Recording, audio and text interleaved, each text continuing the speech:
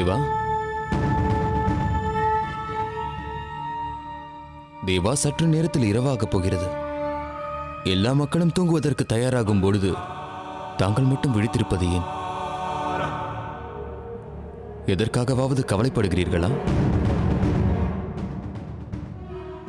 பிரதான மந்திரி,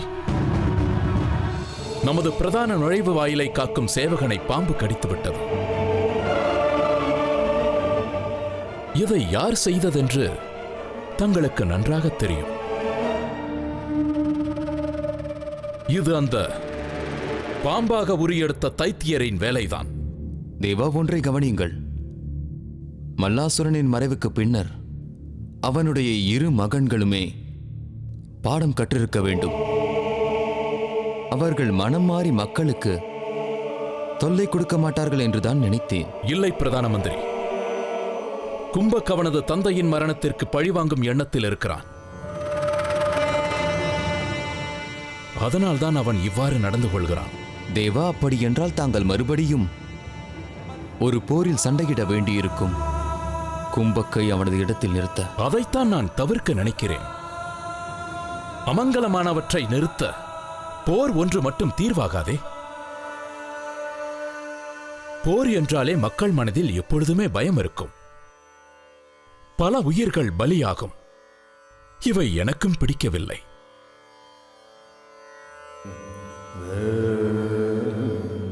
ஆனாலும் பிரதான மந்திரி, நேரம் வந்தால் நாமும் போரை எதிர்கொள்ளத்தான் வேண்டும். ஆனால் ஒன்று மட்டும் நிச்சயம், இதற்கு நாம் தீர்வு கண்டே ஆக வேண்டும். கும்பக்கிற்கு பாடம் புகட்டுவது அவசியமாயிற்றே.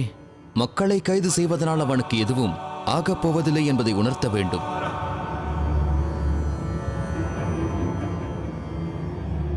தேவா, கவலைப்படாதீர்கள். தாங்கள் இருக்கும் பொழுது இந்த ஜெசூரிக்கு எதுவும் ஆகாது. மக்கள் சந்தோஷமாக இருப்பார்கள். பிரதான மந்திரி,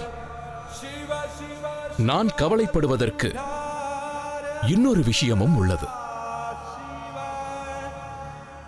எனக்கு அதை பற்றி நன்றாகவே தெரியும். தாங்கள் கவலை கொள்ள வேண்டாம் தேவா.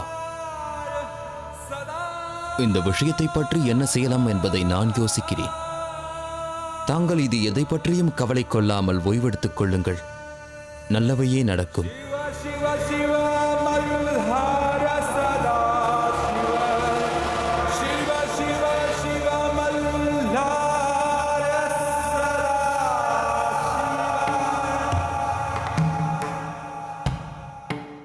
தேவா, நிம்மசித் அவர்கள் தங்களை நிவாசாவிற்கு வருமாறு அழைத்துள்ளார்கள்.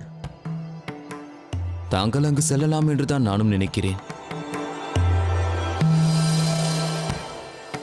ஆனால் தாங்கள் நேவாசாவிற்கு போகும்போது வேறு எந்த ஒரு நினைவும் கொள்ள வேண்டாம்.